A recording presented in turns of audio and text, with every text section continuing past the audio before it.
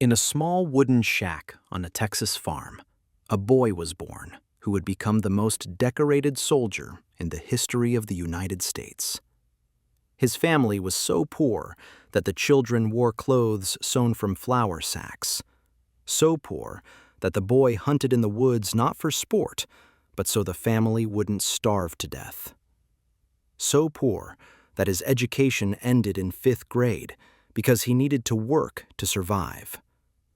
This boy would grow to be 5 foot 5 inches tall. He would weigh 110 pounds. He would be rejected again and again. Too small, too thin, too weak.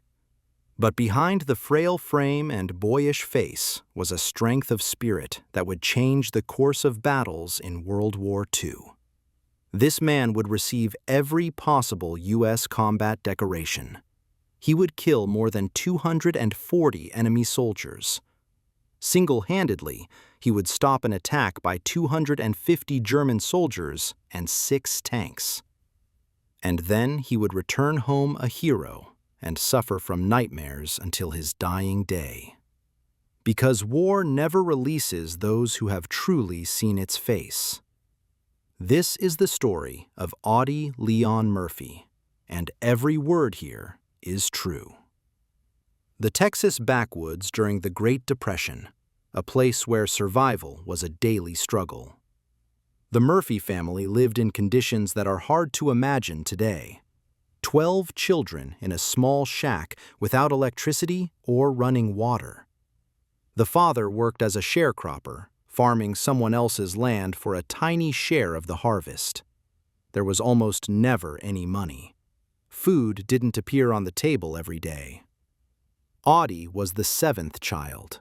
From an early age, he understood that the world wasn't going to do him any favors. You had to take everything yourself or die. He had no childhood in the usual sense. While other children played, he worked. He picked cotton for $1 a day under the scorching sun. He hauled heavy sacks that weighed more than he did.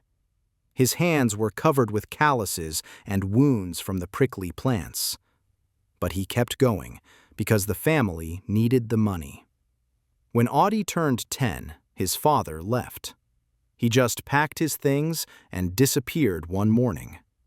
His mother was left alone with 12 hungry mouths to feed. The older children took on the responsibility. At 11, Audie became an adult. School ended after 5th grade. Education no longer mattered. What mattered was survival. The boy worked wherever they would take him. Gas stations, farms, any hard labor. But the pay was little, and the family was large. That's when Audie took his grandfather's old hunting rifle and went into the woods. He started hunting. Rabbits, squirrels, wild turkeys, deer. Anything that moved could become dinner. He had no right to miss. Every bullet cost money. Every miss meant his younger brothers and sisters would go to bed hungry. This is how Audie Murphy became a marksman. Not at a shooting range, not on a training ground.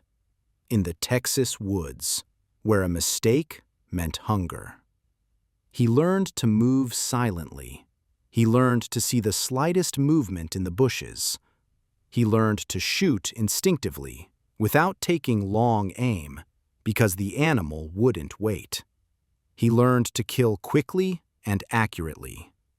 These skills, forged by poverty and desperation, would later save his life in war and kill hundreds of enemies. But first came another trial. His mother fell ill, seriously ill. There was no money for a doctor, no medicine either. Josie Murphy was slowly dying, and her children could only watch. Audie was 16 when his mother passed away. The family finally fell apart. The younger children were taken in by relatives and orphanages. What had once been home ceased to exist. The teenager was left virtually alone, without education, without money, without a future. And a few months later, the Japanese attacked Pearl Harbor, and Audie Murphy saw his chance. When America entered the war, 16-year-old Audie decided that the Army was his only opportunity. Not out of patriotism, not out of a desire to perform heroic deeds. The reason was simpler and more honest. In the Army, they fed you 3 times a day. They gave you clothes. They paid you wages. For a boy who had been hungry his whole life, this was more than he had ever had. But it turned out that even the Army didn't want him. His first attempt was the Marine Corps. The Marines were famous as an elite unit. Audie came to the recruiting office with fire in his eyes. The recruiter looked at the scrawny teenager and shook his head. Too short, too light, too young. Rejected. Audie didn't give up. He tried to enlist with the paratroopers. The paratroopers were also elite, but they rejected him too. Same reasons. The boy looked younger than his years. 110 pounds seemed laughable for a soldier. 5'5", not enough. Second rejection. Finally, an Army recruiter agreed to take him. Not because he saw potential in him, simply because they needed men. Lots of men. The war was expanding. Soldiers were needed. Audie added a year to his age, saying he was 17. Nobody checked too carefully. His mother was dead and couldn't contradict him. There were hardly any documents. In the summer of 1942, Audie Murphy became a soldier in the United States Army. Basic training took place in Texas at Fort Walters. The instructors looked at the recruit with doubt. A childish face, a frail build, a quiet voice. This guy wouldn't last a month at the front. The command decided to make him a cook, safe work in the rear, feed the soldiers, not fight. A reasonable decision for such a boy. Audie refused. He didn't come to the Army to cook food. He came to fight. The officers tried to talk him out of it. They explained that he was too small for the infantry, that he wouldn't withstand the physical demands, that he'd be killed in his very first battle. Murphy was adamant. He insisted on a combat position. The command reluctantly agreed. Let him go into the infantry if he wants to so badly. His death would be on his own conscience. But on the shooting range, Audie showed what no one expected. Years of hunting paid off. He shot better than anyone in the company.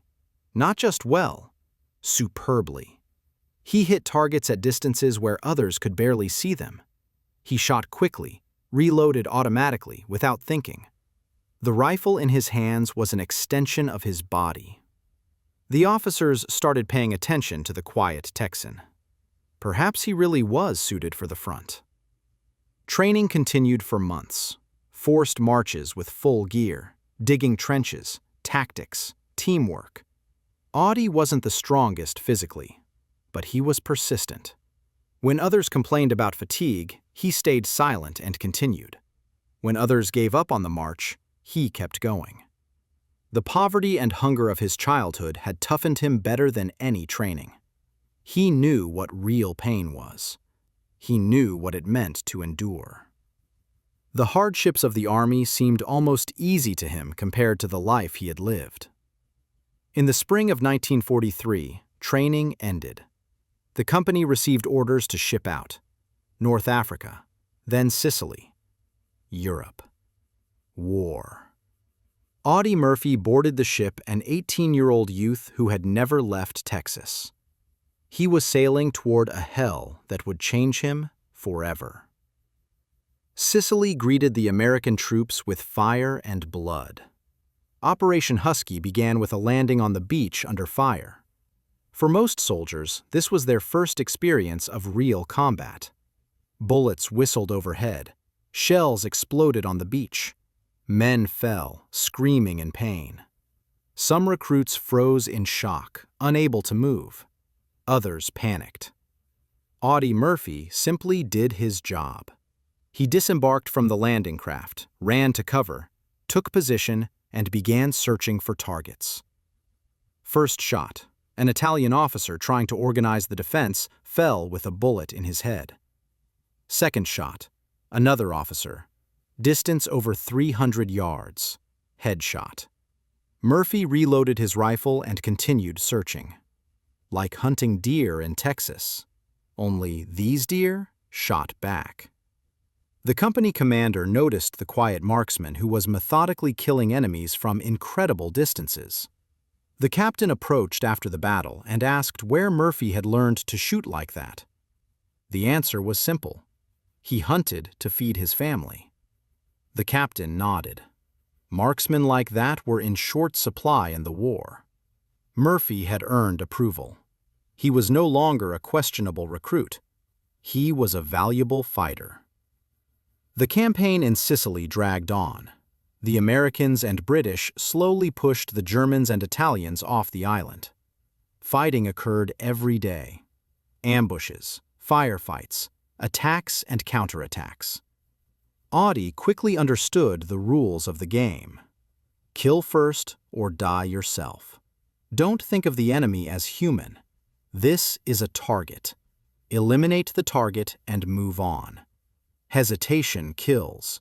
Mercy kills. Only cold efficiency remains. By the end of the Sicilian campaign, the 19-year-old soldier had more than 20 enemy kills to his credit. He was promoted to corporal. His comrades began to treat him with respect. He wasn't a talker. He didn't brag. He just did his job better than others. Officers noted his name in reports. The next stop was mainland Italy. The landing at Salerno was brutal. The Germans were waiting for the Americans and met them with withering fire. The beach turned into a slaughter. Bodies of the dead lay on the sand. The wounded screamed, calling for medics. Chaos, fear, death everywhere. Murphy's company came under massive mortar fire. Shells fell one after another. Men were torn to pieces.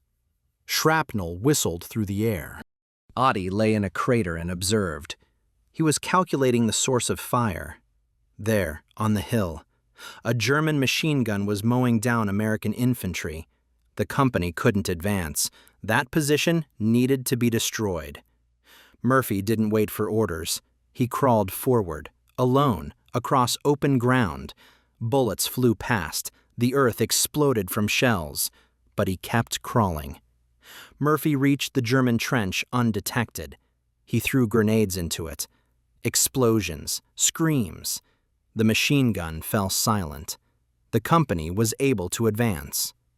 For this battle, Audie received the Bronze Star, his first serious decoration. But this was only the beginning. Anzio in early 1944 became a true nightmare. The landing turned into a bloody meat grinder. The Germans counterattacked furiously. The Americans were pinned to the beach. Every day brought new losses. Audie saw death so often that he stopped noticing it. Friends died beside him. Rookies died without living even a day at the front. Veterans fell from random shrapnel. Death was everywhere, random and inevitable. Something broke in Audie Murphy during the fighting near Anzio. Fear disappeared completely. Only cold calculation remained. He stopped seeing the enemy as people. They were just targets that needed to be destroyed. The more targets he destroyed, the better the chances of survival for his comrades. Simple mathematics of war. After Anzio, Audie Murphy changed. His comrades noticed it. The quiet guy from Texas became even quieter. He hardly talked between battles. He sat apart, stared into space, cleaned his weapon. But when battle began, he came alive. He moved quickly and confidently. He shot accurately. He killed efficiently. Like a machine. Cold. Ruthless. Perfect. In one battle, the company attacked a fortified German position. The attack stalled under machine gun fire. The commander ordered a retreat. Everyone ran back, except Murphy. He continued crawling forward, alone against an entire German position. His comrades shouted for him to come back. He didn't listen. He reached the first machine gun nest. Grenade, explosion. The machine gun fell silent. Nearby was a second one. Another grenade. The second machine gun destroyed. The German defense in that sector collapsed. The company was able to capture the position. For this battle, Audie received the Silver Star. By spring of 1944, Murphy was already a sergeant. He was respected and feared at the same time. Respected for his courage and skill, feared because he had become different. Too calm, too cold. His comrades whispered that he was seeking death, that he wanted to die, but death wouldn't take him, that he was cursed to live, watching everyone around him die. The landing in southern France in August 1944 went more easily than expected. The Germans were retreating north. The Allies pursued. Murphy's company moved quickly, engaging in skirmishes with rearguards. In a few weeks, they covered hundreds of miles. But at Montélimar, the Germans decided to give battle. Heavily fortified defense, fierce resistance. The company attacked German trenches. The attack failed. The commander was killed by a shot to the head. The deputy was seriously wounded and bleeding out. The company began to retreat in panic. Murphy, now the senior by rank among the living, took command. He stopped the retreat. He organized the defense. He called for artillery support. He personally led a group of soldiers in a flanking maneuver around the German position. They attacked from the flank. The Germans didn't expect it. Close combat ensued. Murphy killed several German soldiers with his carbine. When he ran out of ammunition, he used his pistol, then his bayonet. The fight was fierce and bloody, but the German position fell. For this battle, Audie Murphy received a promotion to second lieutenant. He was 20 years old. He was commanding a company. Most of his soldiers were older, but they followed him because they knew this man would lead them to victory, or at least do everything possible to keep them alive. In the fall and winter of 1944, the fighting continued. The company moved through France toward the German border. Resistance intensified. The Germans were defending their homeland. Every town had to be taken by force. Losses accumulated. The company that had landed in Italy with 150 men had shrunk to 40. Most of the comrades Audie had started the war with were dead. New faces appeared and disappeared. Only the strongest, the luckiest, or the most skilled survived. Murphy was all three. Winter of 1945. Eastern France near the German border. The small town of Holzwihr. Cold. Snow covers the fields. The trees are bare and grim. Murphy's company, now just 40 men, took up defensive positions at the edge of the woods. Ahead was an open field. Beyond the field were German positions. A relatively calm day. Skirmishes, nothing serious, an ordinary day of war. But reconnaissance reported disturbing news. The Germans were preparing a counterattack. Large forces, tanks, infantry. Murphy requested reinforcements. He was promised 2 companies of support on the flanks. The soldiers prepared. They checked their weapons. They dug trenches deeper. They waited. At 1 o'clock in the afternoon, artillery preparation began. German shells rained down on American positions. The forest caught fire. Trees exploded into splinters. The earth trembled. Soldiers pressed themselves to the bottom of trenches, praying to survive. The bombardment lasted 20 minutes. Then silence. Ominous silence before the storm. From behind the trees on the opposite side of the field, German tanks appeared. 6 machines. Behind them came infantry. Lots of infantry. 250 men. Murphy looked through binoculars and counted. A 6-to-1 ratio. Bad odds. But he'd seen worse. He ordered fire. American machine guns rattled. Several Germans fell. The rest continued the advance. The tanks moved ahead, covering the infantry. German machine guns returned fire. Battle was joined. The Americans began taking casualties. One of the M10 tank destroyers positioned on the flank took a hit and caught fire. The crew jumped out and ran toward the woods. The two support companies that were supposed to hold the flanks retreated. The officers decided that the position couldn't be held. They withdrew their men into the woods. Murphy's company was left alone. 40 men against 250 Germans and 6 tanks. The mathematics of death were simple. They would be crushed. Murphy understood this. He could order a retreat. No one would blame him. But retreat meant the Germans would break through. Other American units would be threatened. The Germans had to be delayed, at least for a time. He ordered the company to fall back into the woods. But he didn't leave himself. Audie Murphy remained in the open field, alone. He had a field telephone connecting him to the artillery battery, and ahead of him stood the burning M10 tank destroyer. The tank could explode at any second. Fuel was burning.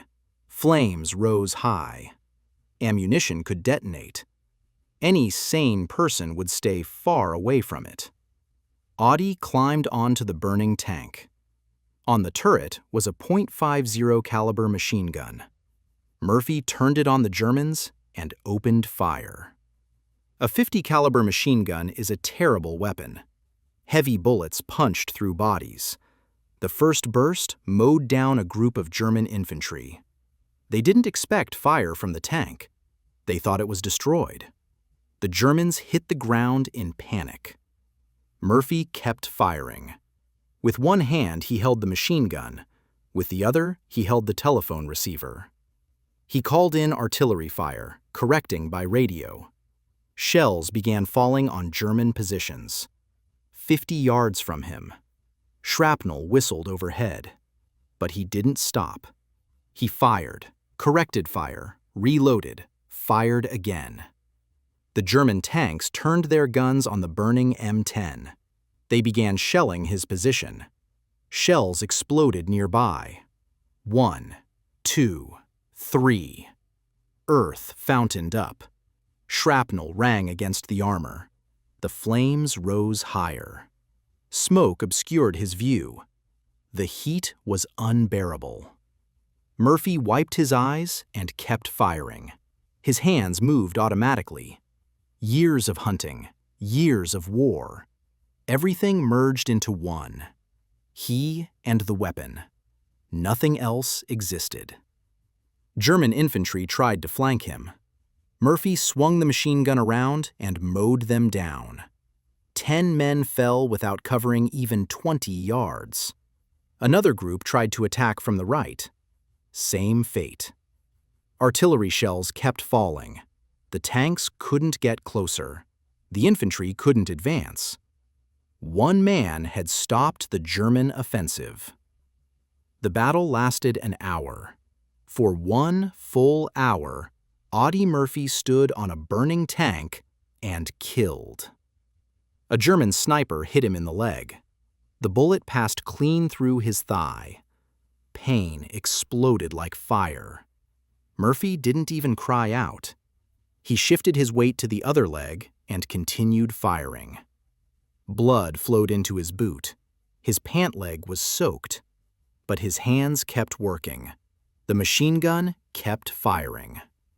The ammunition ran out. Murphy jumped off the tank. The pain in his leg was monstrous. He forced himself to run, limping, leaving bloody tracks in the snow. The Germans tried to catch him. They shot at his back. Bullets flew past. But he made it to the woods, to his company. A few minutes later, the tank exploded. The fire reached the ammunition. The explosion was huge. If Audie had stayed another minute, he would have died. But he was already with his comrades, and despite the wound, despite the pain, he immediately organized a counterattack. Murphy led the company forward. With a bullet through his leg, bleeding, the soldiers followed him. If their commander could attack while wounded, so could they. The Germans, demoralized by their losses, couldn't hold. They retreated. The attack was repulsed. Later, they calculated that Murphy had killed or wounded about 50 German soldiers. One man, in 1 hour, on a burning tank. Wounded. 1 against 250. For this battle, Audie Murphy received the highest decoration of the United States, the Medal of Honor. The wound was serious. The doctors wanted to send Murphy home. He'd earned it.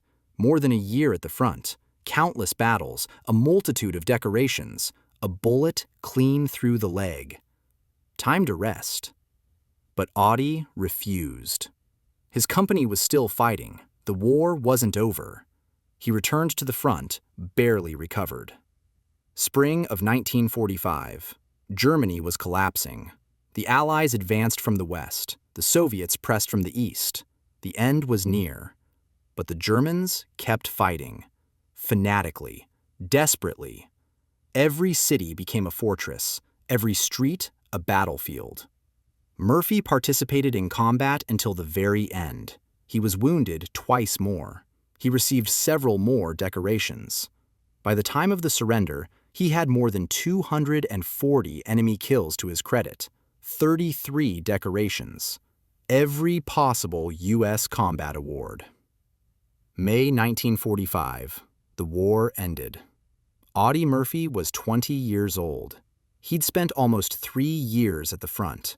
He'd seen more death than most people see in a lifetime. He killed. He watched his friends get killed. He lived on the edge between life and death every day. And now, the war was over. It was time to return to normal life. But normal life no longer existed for him. Murphy returned to the United States a hero. Parades, award ceremonies, photos in the newspapers, cover of Life magazine. The youngest soldier to receive the Medal of Honor. War hero. The American dream. Hollywood offered contracts. Producers wanted to make a movie. The country loved heroes. Audie Murphy was the perfect hero. But behind the heroic mask was a broken man. At night came the nightmares. He would wake up in a cold sweat, thinking he was still in a trench at Anzio. Loud noises made him instinctively seek cover. He slept with a loaded pistol under his pillow. Several times he nearly shot his wife when she accidentally woke him at night. Sleeping pills helped him fall asleep, but they brought problems too. Addiction developed quickly. He tried to quit. He couldn't. Depression came in waves. There were days when he couldn't get out of bed. There were days when he thought about suicide. What kept him going was the thought that he had survived 3 years of hell not to give up at home. Back then, they called it shell shock or battle fatigue. Later, they would call it post-traumatic stress disorder. But the name didn't matter. The essence remained the same. War never ended for those who had truly seen its face.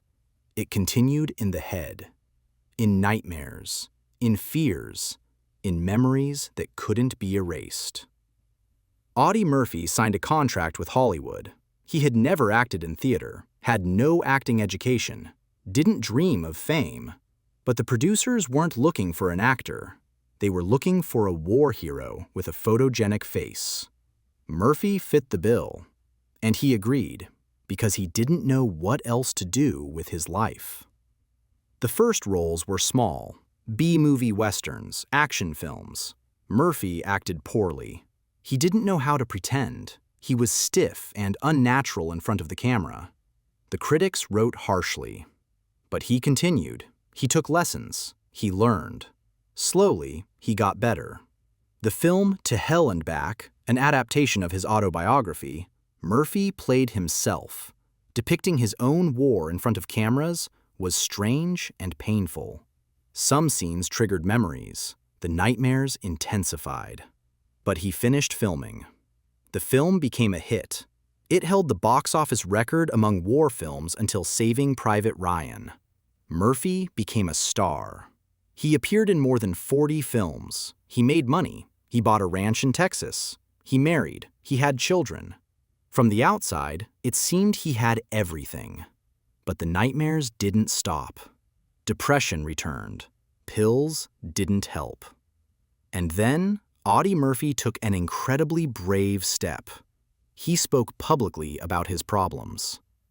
In the 1950s, people didn't talk about mental disorders, especially not men, especially not war heroes. But Murphy openly talked about the nightmares, about his addiction to sleeping pills, about how the war had broken him. He began lobbying for help for veterans. He wrote letters to Congress. He gave interviews. He said that thousands of veterans were suffering in silence, that the government should acknowledge the problem and help. His efforts weren't in vain. Gradually, attitudes changed. Veterans began receiving psychological help. PTSD was recognized as a real illness, in large part thanks to Audie Murphy's honesty. But his personal struggle continued. Money went into failed investments. The ranch had to be sold. Marriages fell apart. Hollywood lost interest. Roles became smaller and smaller. By the end of the 60s, his career was essentially over. America's most decorated soldier was dying almost penniless, broken by a war that had ended 25 years earlier. Late May 1971. Audie Murphy was flying on a private plane from Atlanta to Virginia. A business meeting, an attempt to get back on his feet. Besides him, there were 5 other people on board. The weather was deteriorating. Fog enveloped the mountains. Visibility was dropping. The pilot tried to navigate by instruments, but the fog was too thick. The plane crashed into the slope of Brush Mountain at full speed. All 6 people died instantly. Audie Murphy was 45 years old. He had survived 3 years of war, hundreds of battles, multiple wounds. He survived an attack by 250 German soldiers. He stood on a burning tank under fire. He killed more than 200 men. He received every possible decoration, and he died in a plane crash in peacetime. The funeral was held with full military honors. He was buried at Arlington National Cemetery among America's greatest heroes. Thousands of people came to see him off. Veterans, actors, politicians, ordinary citizens. The president sent condolences. The governor declared a day of mourning. Audie Murphy's grave became the second most visited after President Kennedy's. Every day people come. Veterans leave coins on the headstone, a sign of respect. Flags, medals, letters. Thanks for his service, for his sacrifice, for his honesty. The story of Audie Murphy is a story of courage, but it's also a story about the cost of war. He was America's most decorated soldier, but the decorations didn't save him from nightmares. Medals didn't heal spiritual wounds. Fame didn't bring peace. The war ended in '45, but for Audie Murphy, it never ended. He fought it until his last day. He grew up in extreme poverty. He hunted so he wouldn't starve to death. He went to war because he had no choice. He became a machine of death because that was the only way to survive. He received all the decorations. He became a hero to millions. But inside, he remained that frightened boy from Texas who was simply trying to survive in a world constantly trying to kill him. Audie Murphy was a hero, but he was also a human being who paid an incredible price for victory, a human being who carried the war inside him until the end of his life. A human being who deserves to be remembered not only for his feats, but for the honesty with which he spoke about his suffering. His story is a reminder that war never truly ends. It stays with those who lived through it until the very end.